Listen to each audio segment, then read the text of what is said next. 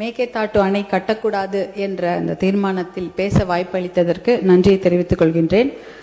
வருஷத்துக்கு 750 டிஎம்சி தண்ணீர் காவிரியில் வருகிறது என்பதுதான் ஒரு கணக்கு. அதில் கர்நாடகாவுக்கு 285 டிஎம்சி தான் அவங்களுக்கு உரிமை. தமிழ்நாட்டுக்கு 404 டிஎம்சிக்கு மேலே உரிமை இருக்கிறது. ஆனால் அது குறைஞ்சி பேச்சுவார்த்தையின் மூலமா இன்னைக்கு 175.25 டிஎம்சி, பாண்டிச்சேரிக்கு 7 டிஎம்சி, கேரளாவுக்கு 30 டிஎம்சி. ஆனால் இந்த 175.25 டிஎம்சிய ஒரு மாதமும் ஒரு டைம் டேபிள் போட்டு அவங்க கர்நாடக அரசு நமக்கு தந்திருக்கணும்.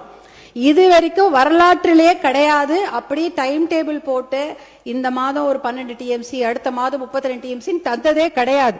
நமக்கு ஜூன் மாசம் 9.18 டிஎம்சி தண்ணீரை கர்நாடக அரசு நமக்கு திறந்து விட்டிருக்க வேண்டும். ஆனால் கடந்த ஜூன் மாதம், அதாவது இந்த 2026 2 மாசத்துக்கு முன்னாடி அவங்க திறந்து விட்ட தண்ணீருடைய அளவு 2 டிஎம்சி தான். ஜூலை மாசம் 31.24 டிஎம்சி தண்ணீர் திறந்து விட்டிருக்க வேண்டும்.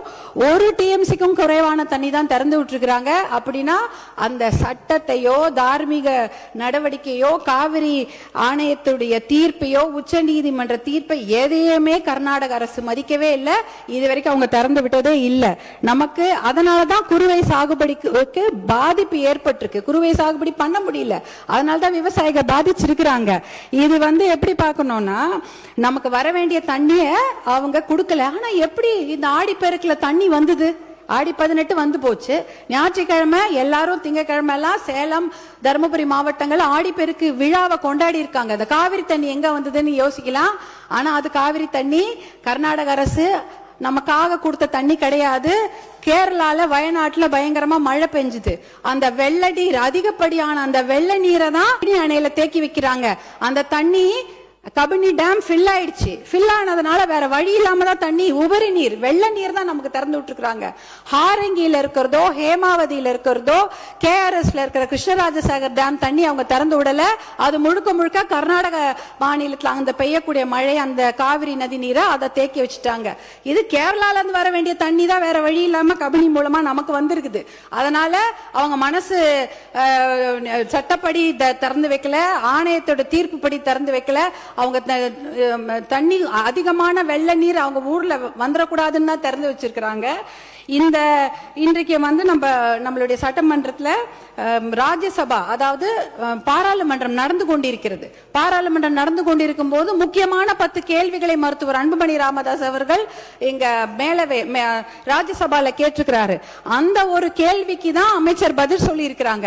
முதல் மடை மாநிலம் கடைமடை மாநிலத்துக்கிடம் அனுமதி கேட்கணுமா, கேட்க கூடாதா, இல்ல கேட்டுட்டு இவங்க இந்த மேகேதாட்டு டேம் கட்டுறாங்களான்னு ஒரு கேள்வி எழுப்பியிருக்கிறாங்க.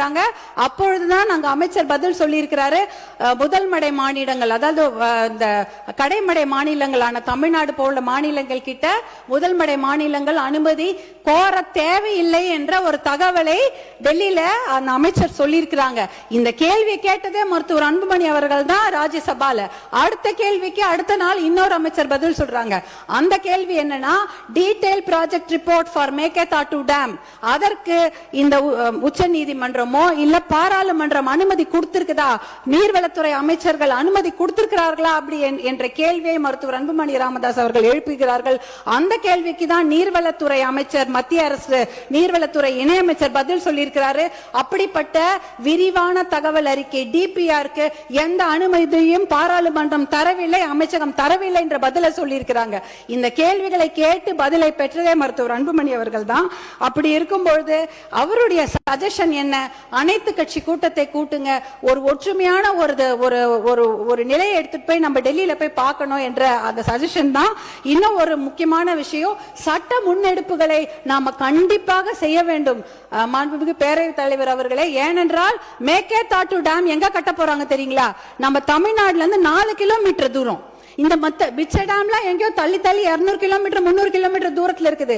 கர்நாடக அரசு proposed site for construction of Meketatu Dam is just 4 kilometers away from our state Tamil Nadu. 4 kilometre Krishnagiri Dharmapuri பார்டர்லயே 4 கிலோமீட்டர் கட்டுறாங்க. எதுக்கு கட்ட போறாங்க? ஒரு சொட்டு தண்ணி கூட தமிழ்நாட்டுக்கு வரக்கூடாது.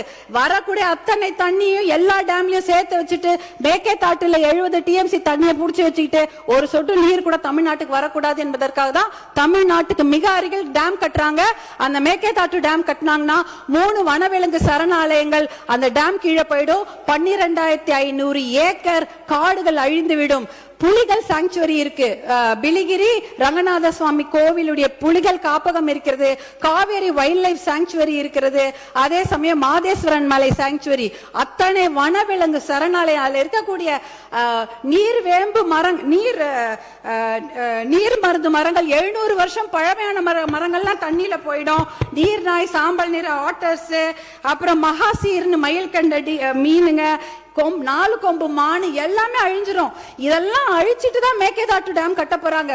சுற்றுச்சூழல் பாதிப்பு மிகப்பெரிய அளவில் இருக்கும். இதற்காக சுற்றுச்சூழல் கேஸ் நம்ம நிறைய போட்டு இந்த டேமை கட்ட விடாம நம்ம தடுத்தணும். 2 ஆப்ஷன் தான் தலைவர் அவர்களே.